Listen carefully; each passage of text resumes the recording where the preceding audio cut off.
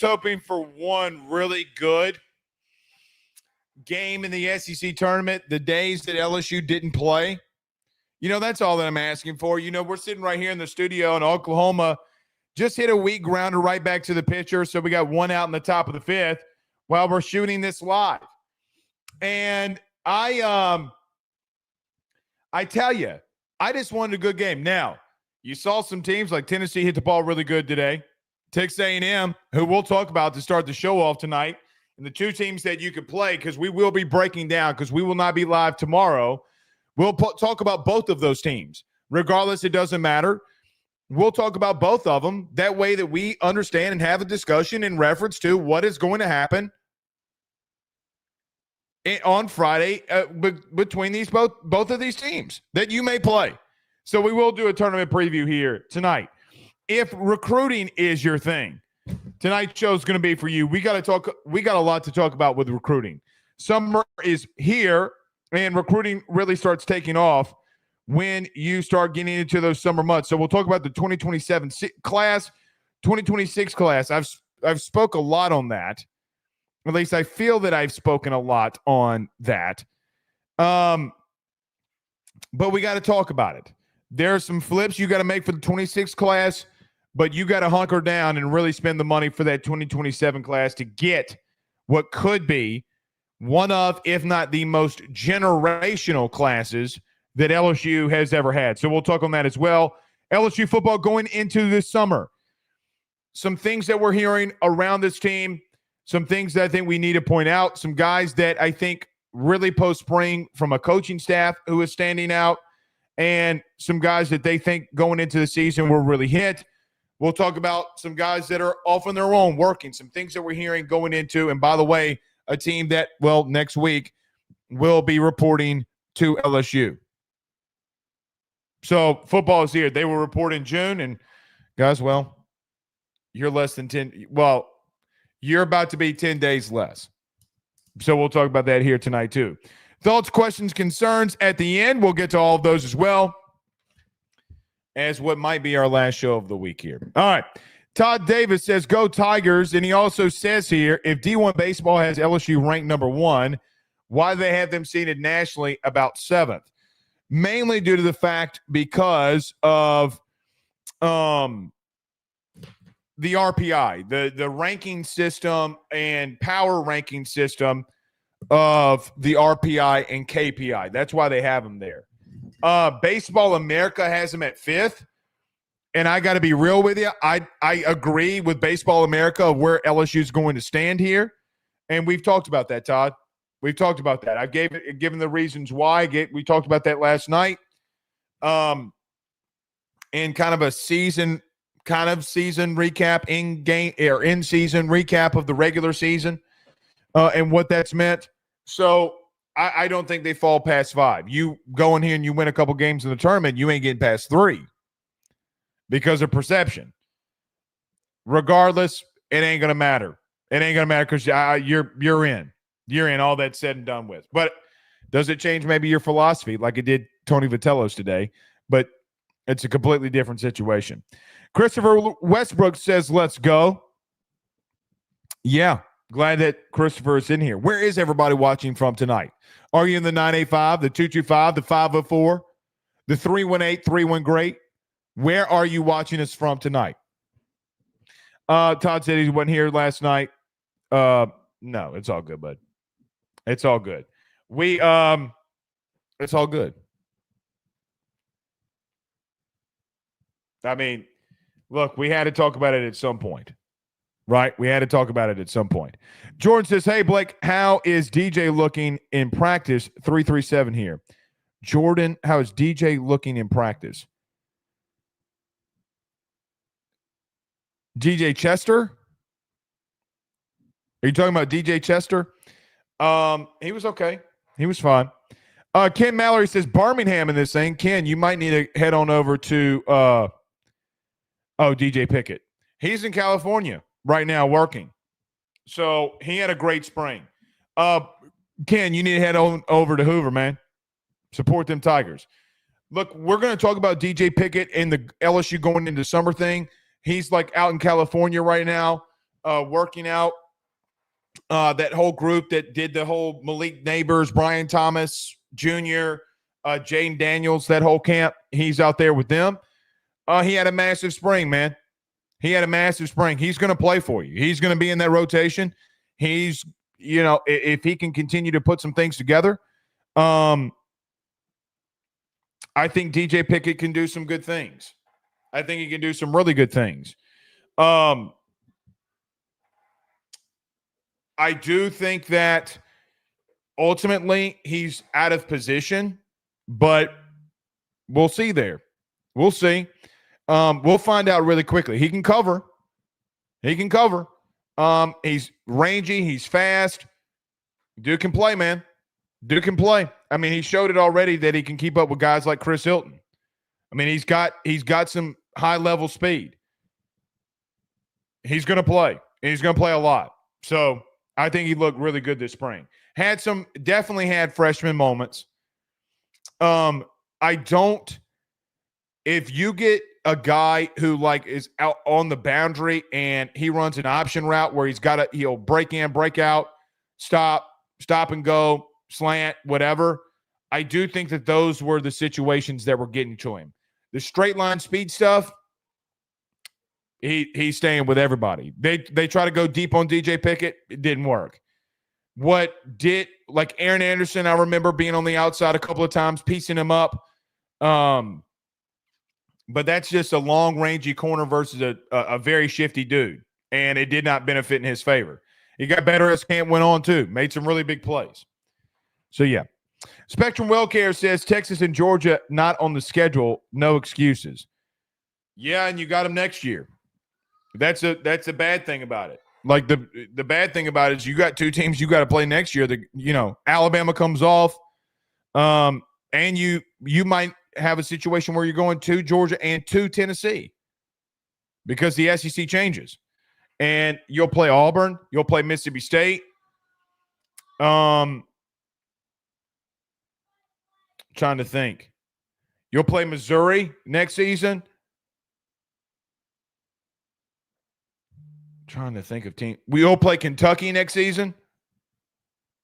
So, I mean, there are since it's going to flip over here and you're playing everybody back to back and you do home and homes, I mean, yeah, you got a brutal schedule next year too. You got a really brutal schedule. Celine, Louisiana, the 318 says, Lonnie Young, good to have you in here with us tonight. Landon says, how does DJ look in practice? I think he's looked good in the spring. We haven't been out of practice now, but just a look going into summer. We'll get to that. All right. Let's get to it here. We got lots to discuss. Everybody do us a favor by hitting the like and share to all those groups. If you're on Facebook and to all those social media pages, you're watching us, listening to us on YouTube. Like, subscribe, notification bell, and wherever you listen to podcasts, rate, review, and subscribe.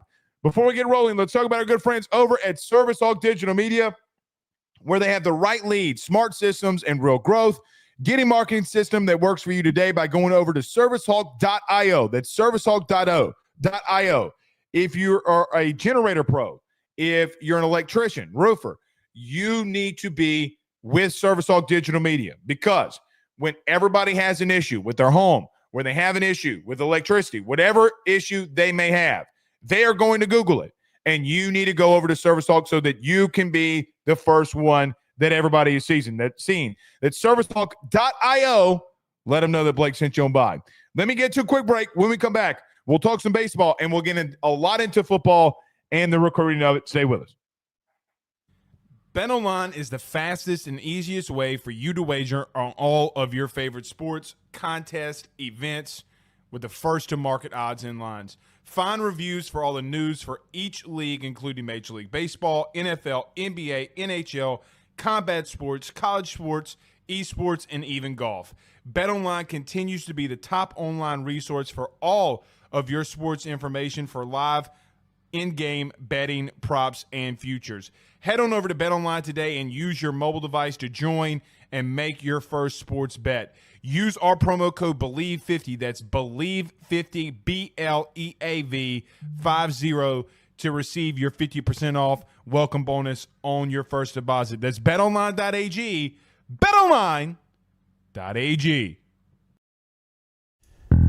He will sell your house and find you a new.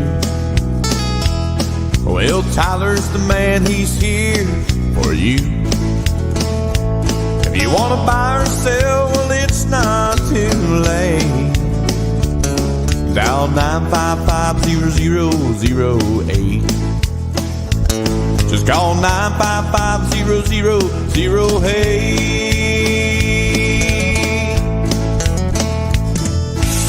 Y'all call Tyler, he'll shoot you straight.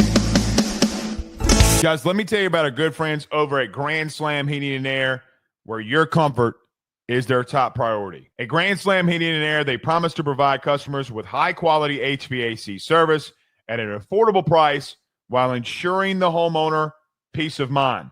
From their office to your home, they guarantee the best hassle-free experience around. Efficiency and comfort is their game.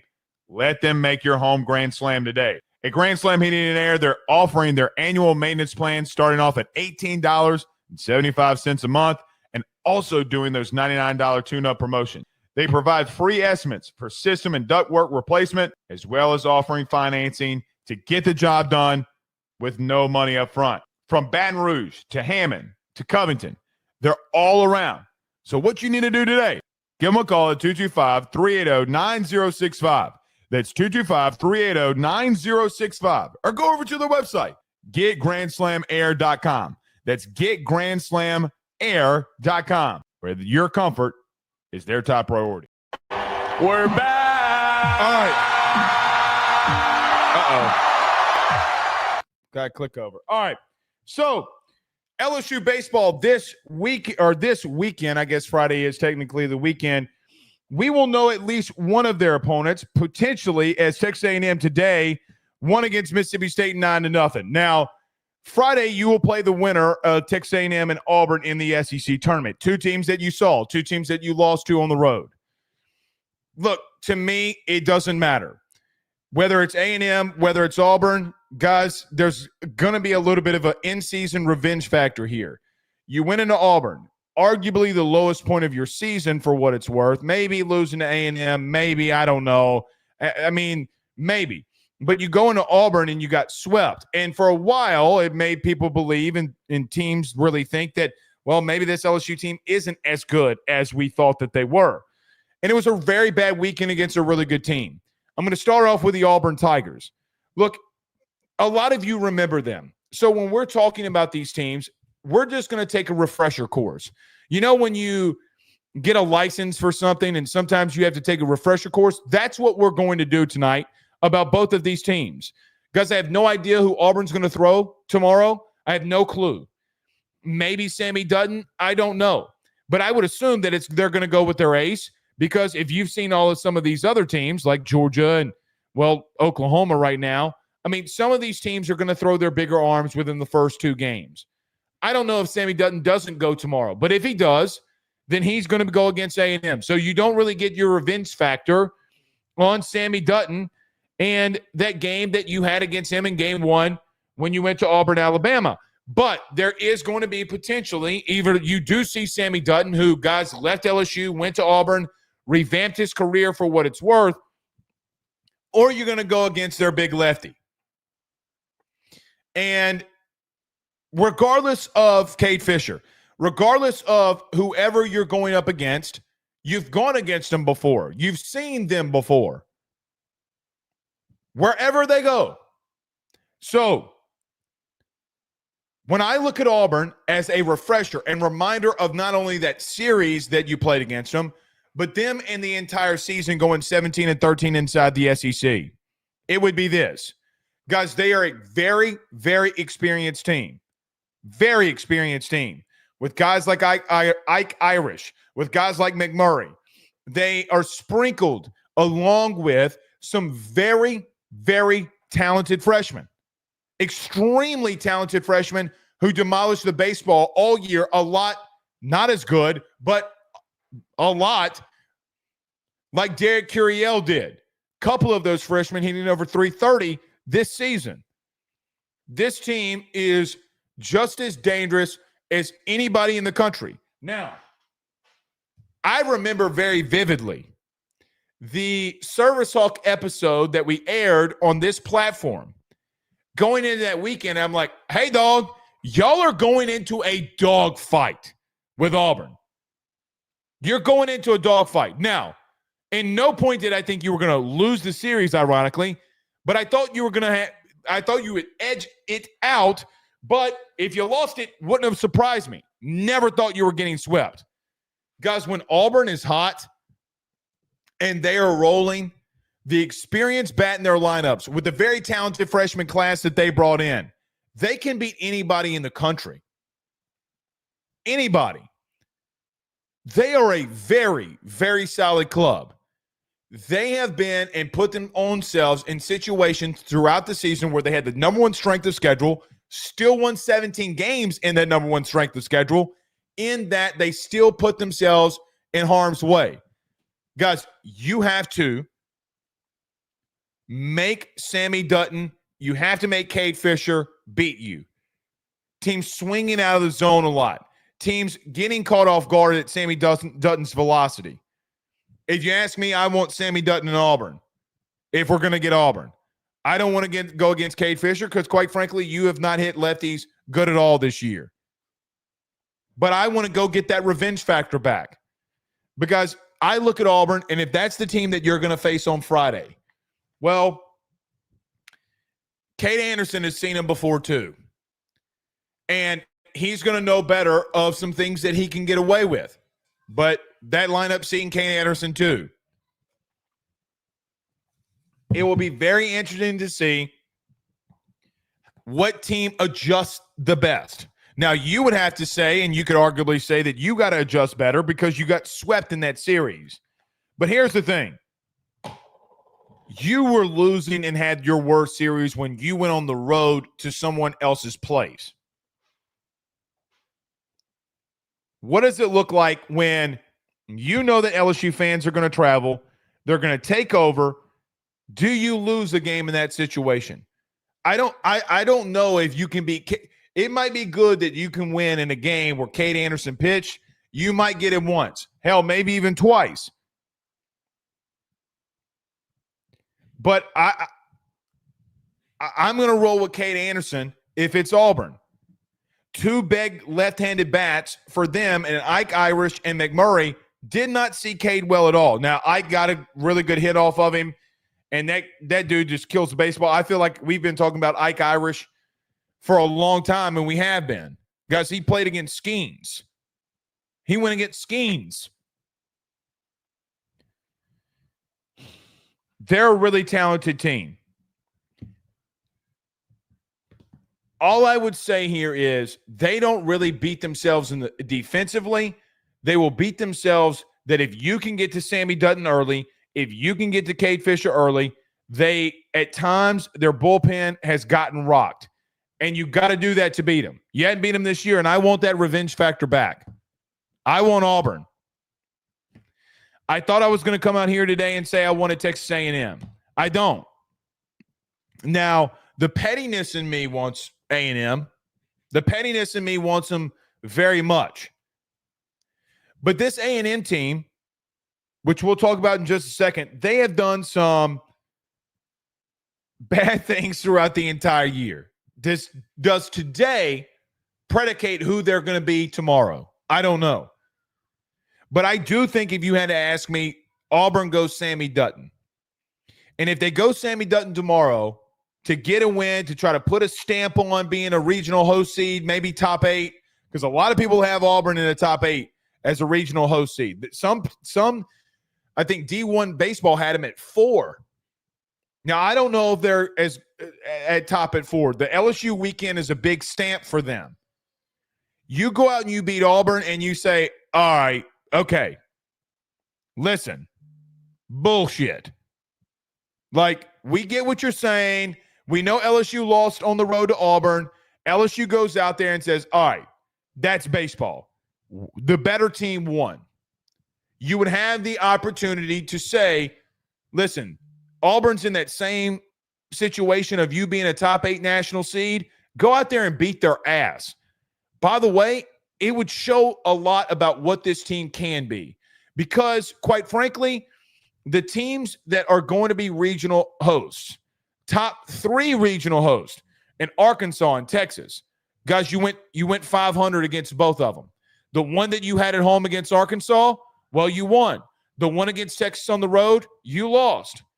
And by the way, Arkansas beat the shit out of Texas, swept that ass down the stretch because they had some injuries. Go in there and put a stamp on getting to Auburn, and I hope that they win. And it's not an A&M thing. I personally want a revenge factor here. I personally want to go out there and take it to Dutton. If you see them on Friday, what I would say is I would assume, I don't know. I could be dead wrong on this. This is an opinion. Could be dead wrong. I would assume that you'll see Cade Fisher, who you saw in game 2. And, man, if that happens, I don't like the I don't know how much I like that matchup for you. I don't like it at all because, guys, you just have not seen left-handed pitching good enough. Now, Fisher has been very chaotic in a lot of his starts. He wasn't chaotic against you. He wasn't chaotic against you. He looked really good against you, if we're being honest, and you couldn't get anything going against him. Not really. You got to show that you can do it. You got to show that you can do it. So it is what it is there. Doesn't mean that you're out of the woods, though, because A&M's probably going to go with a lefty, too. So arguably at the plate, your biggest weakness you may see. And I do think that your biggest weakness to date has been, outside of hitting in critical situations, has been seeing left-handed pitching. Because they have mowed you down. Left-handed pitching has mowed you down in times, and it's been the biggest bugaboo for you. So we'll see with Auburn. Auburn scares me far more than A&M, clearly. Yeah, I do think when you go into a game with Auburn and an outright dogfight there too. An outright dogfight. And I think it's going to be a dogfight for them because they're going to want to say that they beat LSU and everybody's saying that we're not a top 3, 4, 5 seed was bullshit. You got to go and take it to them, man. I know that this tournament, for what it's worth, and a lot of people maybe could feel this way, that it means nothing. I do think that this Auburn game can carry a little weight here. I really do. And hell, I'm not trying to sell it because we might not even be live on Friday. So like a post game or whatever, we might not even be live. But I will tell you this, I do think it could hold some weight. Make Fisher beat you. Make him show that he's going to throw strikes. Take a lot of pitches. Now, if it's right down the heart of the plate, tattoo that son of a bitch. But you gotta at least the first time through the lineup, we kind of got to make him show that he's going to throw strikes today because that's why it didn't happen at Florida and why he left, and that has been his issues at Auburn. What does he look like if it's him? If it's Sammy Dutton, every time he's throwing a fastball, tattoo that hoe. Tattoo that hoe. I'm being as aggressive can be. I don't know where they go there. Now, the other team that you could be facing here is Texas A&M. Guys, I feel like I'm on repeat here. Guys, this might be it for them. You know, I remember the great movie, The Replacements, when the great late John Madden said about Keanu Reeves, a.k.a. Shane Falco, there is no tomorrow. Gene Hackman saying there is no tomorrow for them. Guys, there might not be a tomorrow for A&M. And today they came out swinging the sticks against a Mississippi State team who was 9-1 down the stretch. 9-1 in SEC play down the stretch was Mississippi State. And they took it right to them.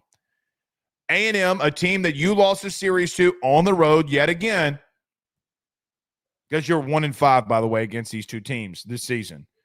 A&M probably goes another lefty. A&M in a situation where, guys, they got to probably make it to Saturday, maybe even Sunday to get there. They're dangerous. If the team with the talent that we saw shows up today, they're dangerous. And they can hit. You have Cade Anderson, though, going against potentially their third best arm. and that is your biggest advantage. Cade Anderson against Auburn and their second biggest arm, I think, is an advantage for you.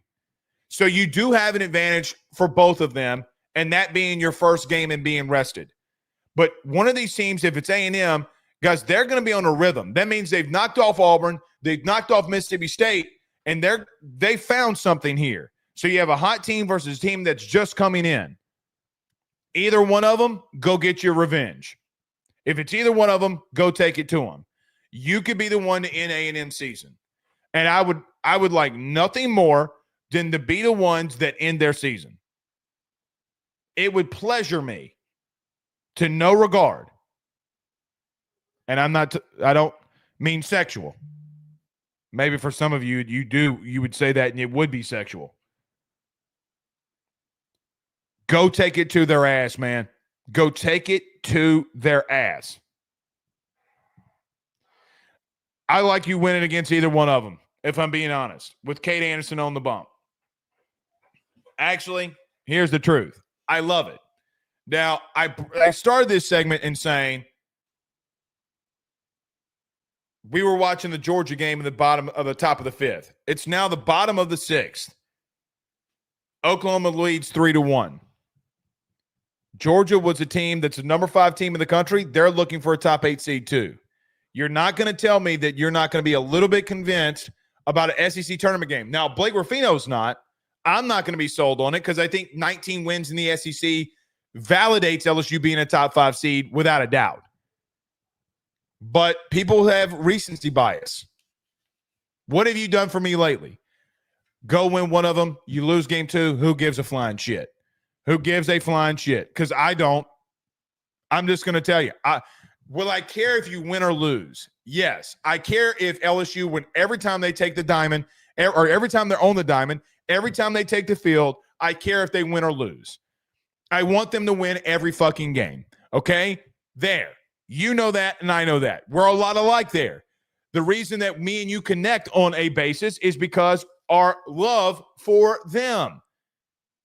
That is our biggest connection point. Whether you had the same interest as me or you don't have the same interest as me, one big interest that you and I share is that we love LSU.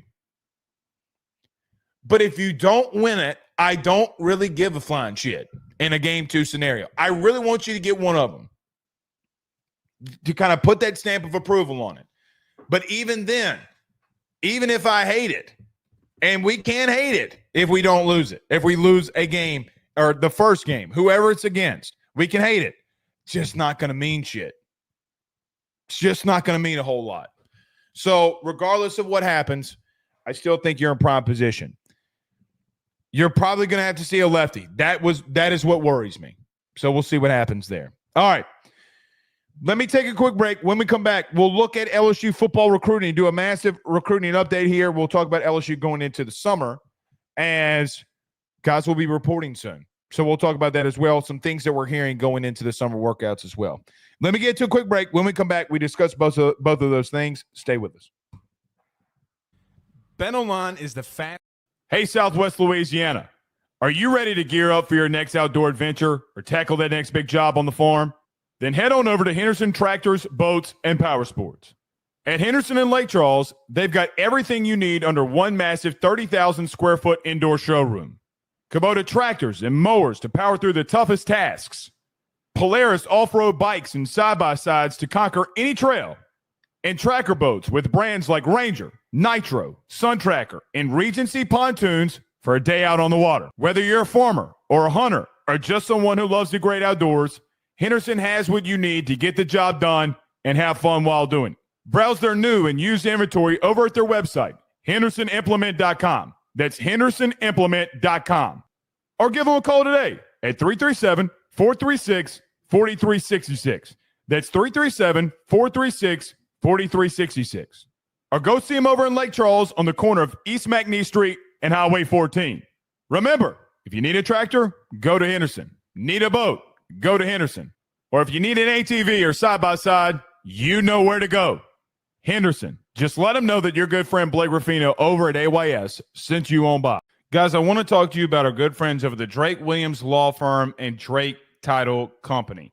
Are you facing tough times due to an injury from a car accident, navigating the complexities of divorce, or purchasing a new home? At the Drake Williams Law Firm and Drake Title Company, they understand the challenges you're going through, and they are here to help.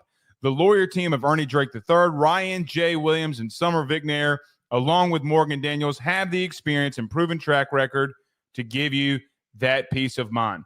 Give them a call today at 985-386-7600. That's 985-386-7600 to schedule a free consultation at their brand new office located in historic downtown Ponchatoula. They're also doing a special, the AYS special. If you're refinancing or closing on a home in Southeast Louisiana, request the Drake Title Company to handle your closing. If you mention Blake Ruffino and AYS, you're going to receive a $400 discount on title fees. Again, give them a call at 985-386-7600. Let them know that Blake Ruffino sent you on by.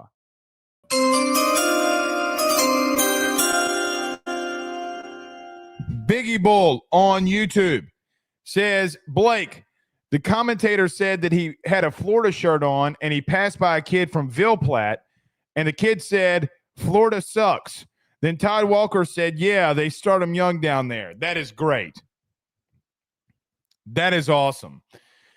I've mentioned the great town or city of Ville Platte multiple times on this show. I've told you that I dated a girl from Ville Platte on this show. And them women, they are crazy in Ville Platte.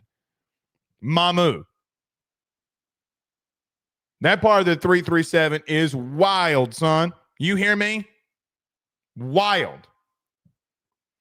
I thought leaving the 985 that I had seen a lot of shit. Legitimately. I thought that I had seen a lot of crazy shit in my life. Man, I ain't ever going back to Ville Platte. Ain't happening. Just is not happening. Not happening. Them people's is crazy. Why couldn't we keep Dutton? Was it he wanted to be a Friday night guy? I just think he wanted to be a starter, and Jay wouldn't give him the lockdown that he'd be a starter, and he got in the portal, and Auburn said the same thing, and then he worked his way into that. Got married, I believe, and listen, my man got married, and you know what happens in the first year of marriage. Things be happy. The man definitely is happy. For a lot of reasons. At least that was my experience. So I can only speak from my experience, but the first year of marriage was really fun. Every year of marriage was really fun. All right. So, big segment we got to get in here too. The summer is here, so you know what that means. It's going to be recruiting season, which I know that it's May the 21st when we do this video and we talk about this. But, guys, the summer months are here, which means is that recruiting is going to very much take center stage of what your team does before the season starts. And coaches are focusing on the season and not every day recruiting as hard as they would be doing during the summer months. Yesterday, On3 came out with some of their top rankings, and I want to start off with this is because the Louisiana recruiting class as a whole in the 2027 season could be magical. Guys, in that 2027 class, you have 4 players that are 5 stars that are there. Actually, you have 5. Excuse me. You have Zyron Forstall from Jesuit, the edge rusher. You have Elijah Haven that's in there. You have Ahmad Hudson. You have Eston Royale that is in there. You have other situations like Albert Simeon, who is the interior offensive lineman at Sam Houston in Lake Charles. You have a lot of situations where you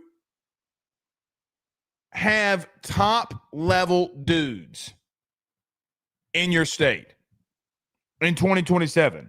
You got the number 2 player in the country in Zyron Forstall out of New Orleans and Jesuit, the edge rusher. You have what is and could be the top overall quarterback in Elijah Haven. You have Ahmad Hudson out of Ruston. You have Easton Royale. Guys, that's 4 premier dudes in your state. 4. And I know that LSU, for what it's worth, has been in situations in the past where they've gotten in this big money showdown for recruits that for high school guys, LSU has not necessarily put their foot down and said, enough is enough. We're not losing X, Y, and Z. Now, Forstall is a dude, guys, you lost Jakeem Stewart. I could understand the justification of not paying what USC paid a guy like him to go to USC. I can understand that. But, guys, you can only get away with that excuse for so long. When you have a generational in-state class like this, you cannot miss. You can't. Now, if you do, it's not the end of the world. If you go 3 for 4, it's not the end of the world. Guys, you cannot miss. The truth of it is, at least 2 of those dudes are going to massively pan out for you. For sure, they're going to pan out for you. Even if you're hitting at a 50% clip. You have a quarterback in that class that people believe maybe, and if your evaluation says this, and I'm not even talking about Houston, the other quarterback, if you believe that Elijah Haven is that dude, you, especially inside of your own state, that not on a religious basis produces that high level of quarterbacks that is in your own hometown, you cannot lose him. It's the Bryce Underwood situation. The only difference is that kid plays in Baton Rouge. That is the difference.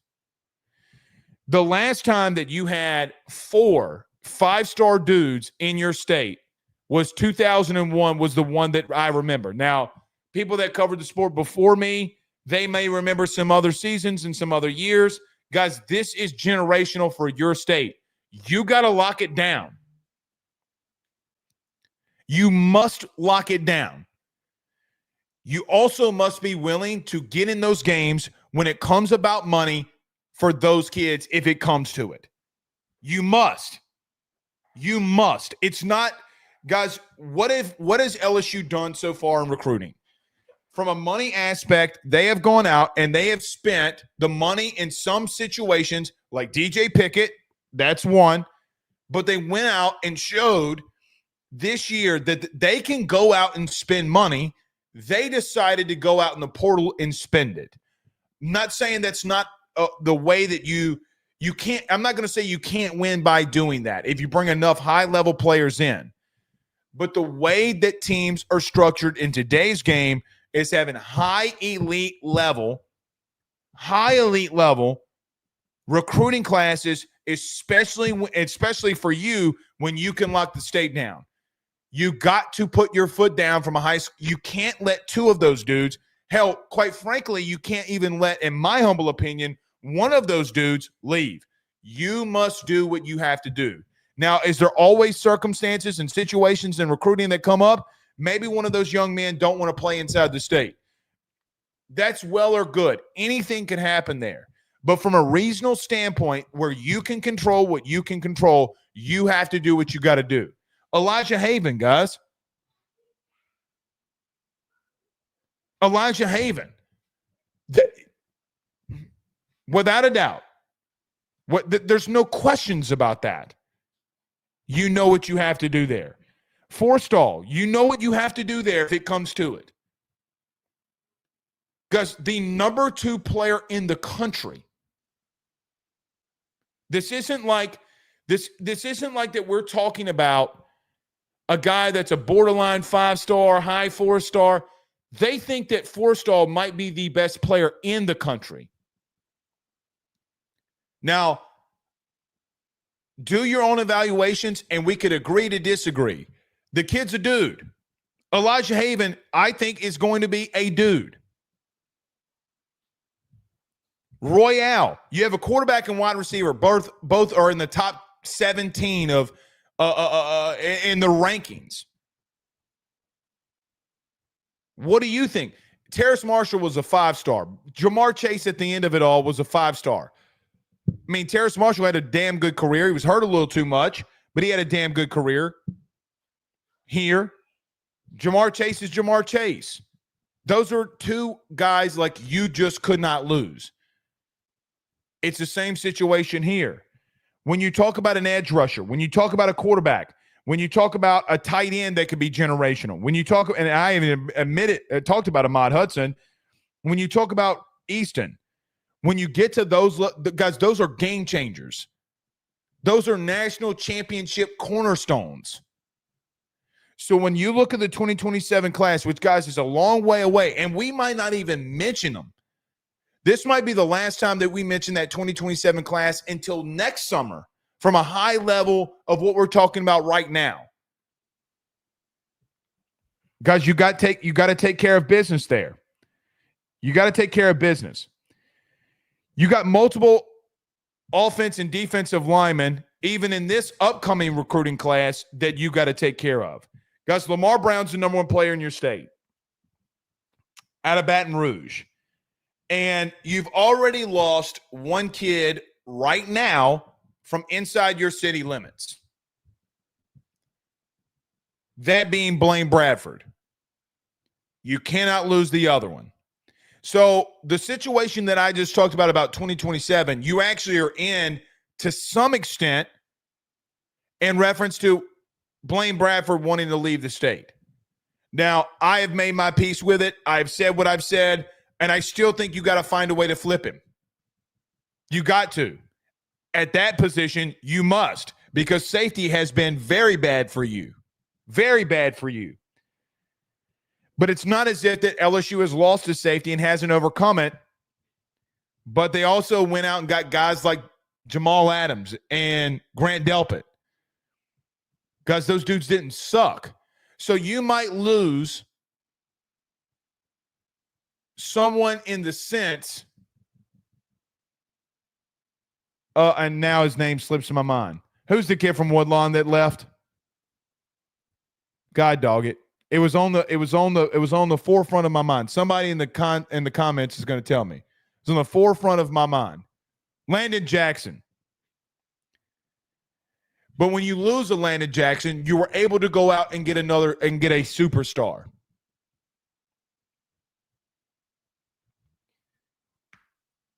Guys, you gotta land Lamar Brown. You gotta land Blaine Bradford and flip him.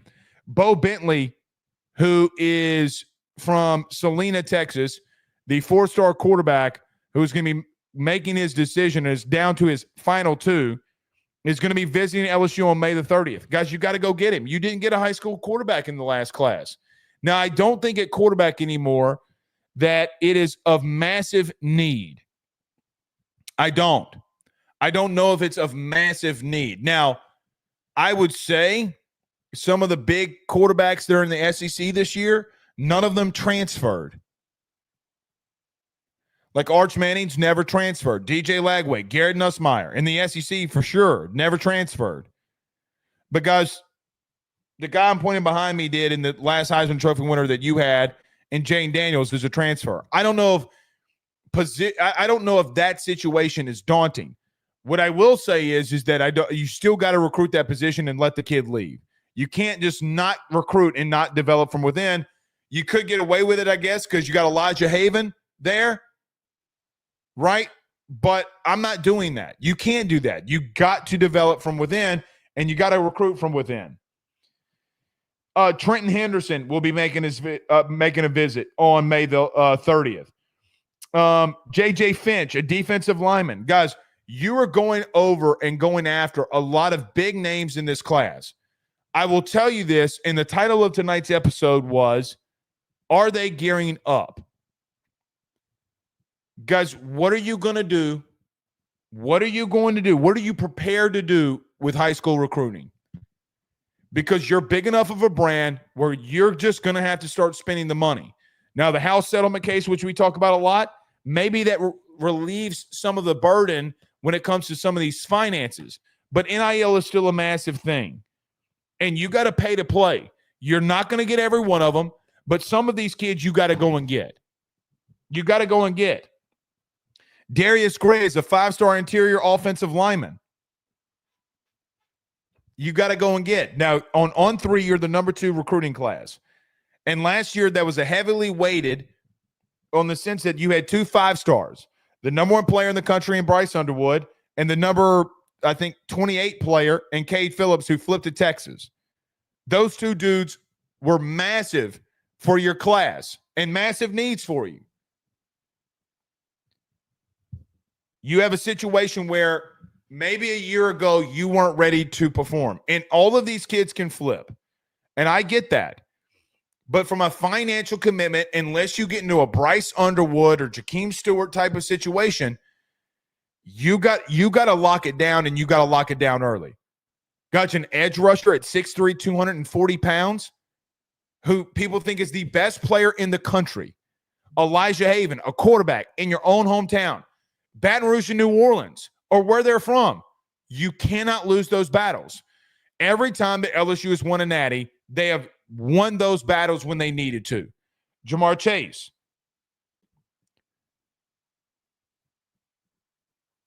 That should just be enough. That should just be enough. Those 2 words for 1 player.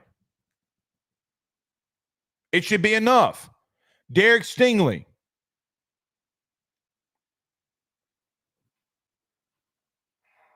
It should be enough. But it's a new age and new era of recruiting, and I get it. Look, there are some other big names that are out there. Zayden Crimpin, who is the interior offensive lineman. He will be here next week, about 10 days from now, May the 31st. J.J. Finch, I mentioned, 6'3", 260-pound defensive lineman out of Indianapolis. You and Bama are the ones recruiting him the heaviest. Maybe the Bama offer and going after guys maybe doesn't hold the same weight when Saban was there, but you are. And then you have receivers that are still out there like Boobie Feaster. And I don't know if A&M doesn't lead there right now. So you have some high leverage guys in the 25 class you can still go after. You have some high leverage guys that are all in the state of Louisiana in that 27 class. I haven't even brought up a guy that transferred, but moved, and a guy like Jermichael Garrett who has committed to Auburn that you can flip and was coming down to you in Auburn before he came to Louisiana. Flip him. You're already after him. Because you want to build your team from within. You got to build your team from within. And if you do that, that's where you're structured. So, massive recruiting classes coming down the pipe inside the state of Louisiana, and you got to hit on them. You got to hit on them and develop them. It's a must. Because if you don't, because Aaron Anderson was a 5-star in Louisiana before he went to Bama. Because he was your best receiver last year. Can he take that next step is a big question. Anyway, all right. Alexander Taylor says LSU makes the playoffs this year. I'm sure it'd be more people donated to the collective. Oh, BK's got to get to the playoff for that to happen. He's got to get to the playoff for that to happen. Without a doubt. Without a doubt, he does. I don't even think that that's a hot take, because people are not going to want to give if they spend all that money and you don't get there. But it's an every year thing, man. It's an every year thing. And that is unfortunate. We'll see how I think the House settlement case will relieve some of the pressure on the money that will be spent. But guys, Texas is going to spend $40 million on a roster this year. $20 million from the collective and $20 million from TV revenue. $40 million. I don't think it subseeds 50 when it's all said and done, because money's going to talk and bullshit's going to walk, and you got to play the game. You just don't have a choice, and you cannot be scared to make a massive financial commitment.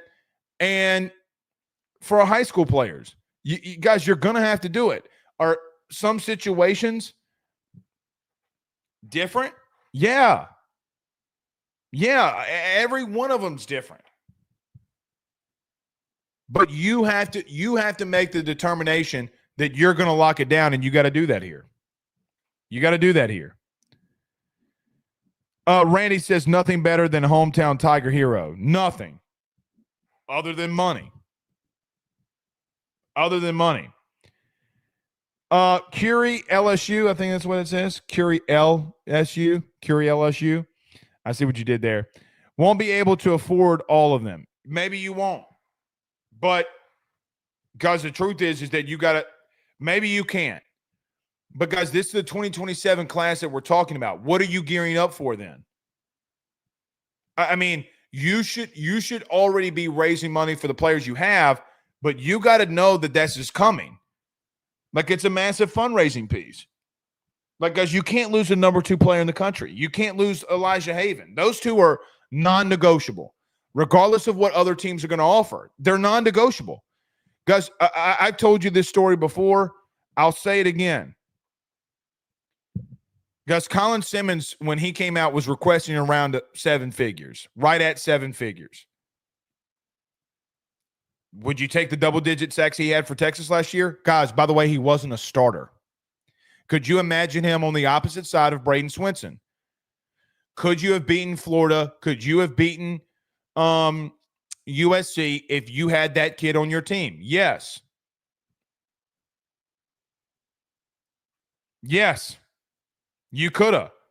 So you're gonna have to figure it out. Because he had double-digit sacks and he wasn't a starter. Like those, could you imagine if Forstall is in that same situation in Boat? What are we talking about here? I mean, like, you might not want to spend it, but you got to. You got to. So, Todd says, what is LSU going to spend? I think there'll be around 30, 35 million with the TV revenue and the collective. They're right there. They're not far off. Alexander Taylor with a $5 super chat says, I'm in the minority, but I like the gold jerseys. They look way better if they didn't wear the gold tights.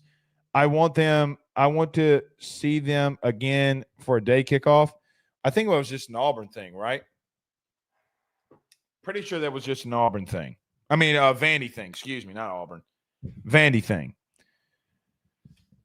I think. I don't mind them either. But didn't they wear white pants and white helmet and gold tops? It wasn't all gold, which isn't gold, really. Anyway. All right. Last thing before we get out of here, we're going to cut it a little bit short tonight. But so LSU football is going into the summer here. Listen, there are a couple of things that stand out going into summer workouts. Guys, LSU's had pretty much the rest of the month, the month of May off. There have been some guys going out working out, like DJ Pickett's out there in California, Chris Hilton, Gabe Relaford. I saw them post something on social media. Deshaun Spears. Guys, you have some guys putting in work. And listen, there are a couple of things here. Guys, this is it. Like this, it starts now. Like, these young men can think that the season's not until late August, and it's not, because this shit starts now. How you respond, how you hit the weight room, how you do everything that they do, it starts right now. And I'm going to tell you this. Guys, going into the summer, I see a lot of these guys that have been brought in, Terrence Coley, DJ Pickett, Mansour Delane, Tamarcus Cooley. They're all out there putting in work. I see them. They're posting it on socials. They're all putting in work. That all being said, guys, this summer has got to be the biggest developmental, I don't want to say biggest developmental season in Brian Kelly's era, but it's borderline up there. Because on both lines of scrimmage the last couple of years, you have not been good. You have not been the physical team that we all knew growing up in at least the last 2 decades that LSU had built themselves into being. Legitimately. Guys, on the defensive line, you have not been physical enough. Well, the physicality part comes from, number one, a mentality. But number two, if you're in the weight room and you're killing it and you're busting your ass, that's where it comes through. Confidence comes through having success. You don't know anybody that is confident and constantly failing. If they are, they're narcissistic, which that is pretty much a level of being a narcissist.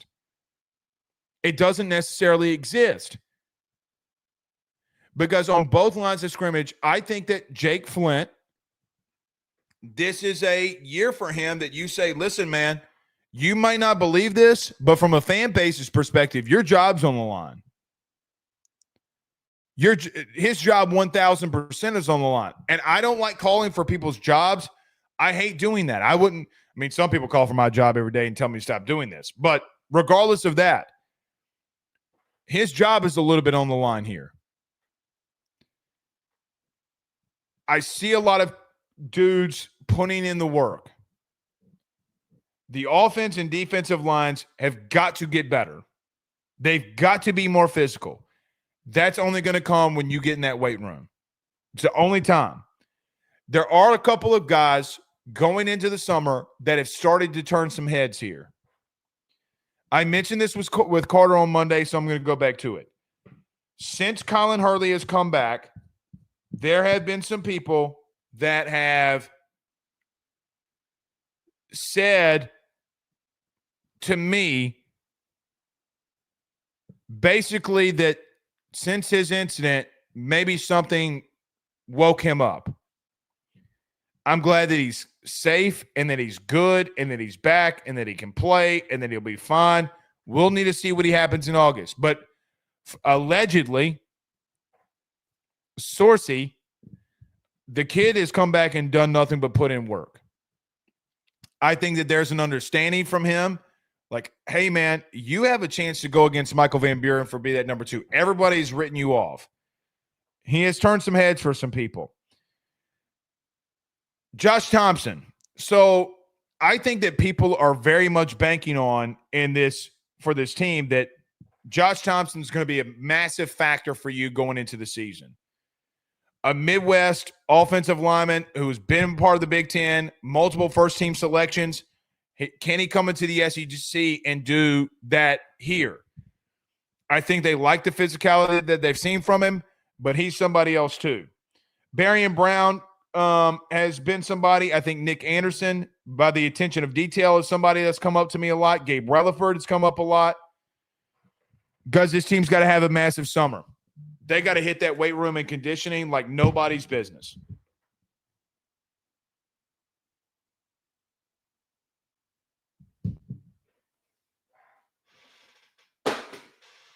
They got to, man. They have to. Because if they don't, they're in trouble. So we'll see. All right, man. We'll see y'all soon. Y'all have a blessed night. And we might see you on Friday, but we won't see you tomorrow. Let's hope LSU goes out there and wins on Friday. Till then, we'll see y'all soon. Y'all have a good night. Peace.